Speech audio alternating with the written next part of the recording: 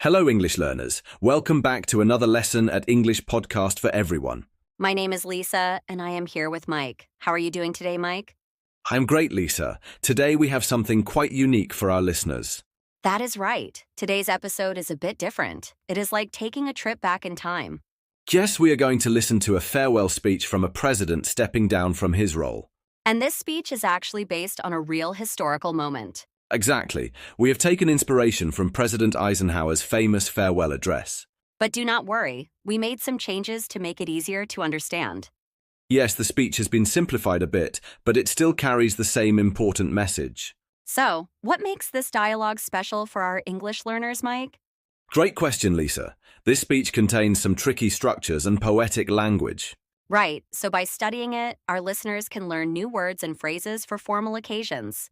For example, you might use these phrases in a resignation letter or a formal speech. Exactly, Mike. Today we will listen to the first part of this speech, and next time we will finish with part 2. Let us start by hearing President Eisenhower as he says his goodbyes. We will be back shortly. Here we go. Let us listen in. Good evening, my fellow Americans. In just 3 days, after many years of service to our country, I will step down from the office of president. He goes on to say that the power of the presidency will be handed over to his successor. Right, Lisa. He is saying goodbye and sharing some final thoughts with the people of his nation. He also expresses his good wishes for the new president and his team, hoping for peace and prosperity in the future. Yes, he hopes that the new president and Congress will work together on important issues. He recalls how his relationship with Congress began long ago, in his early days as a young soldier. And how it grew over time, especially during the war and the years that followed. Finally, he mentions the strong, cooperative relationship they have developed over the past 8 years. Wow, that is quite an inspiring speech, Lisa. Yes, it really shows his deep connection with his country and its people. And did you notice some of the more complex words and phrases he used? Absolutely, Mike. For example, he talks about laying down responsibilities. Yes, Lisa. To lay down is usually to put something down, like a weapon. But here, he uses it as a metaphor for stepping down from his duties. It makes the speech sound more poetic and meaningful. You could use this phrase in a resignation letter, for instance. Exactly. Next month, I will lay down my responsibilities as manager. See how formal and strong that sounds?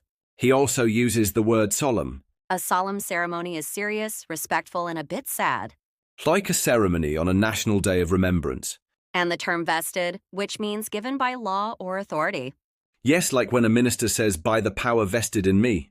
It sounds very official and important. He also wishes the new president Godspeed.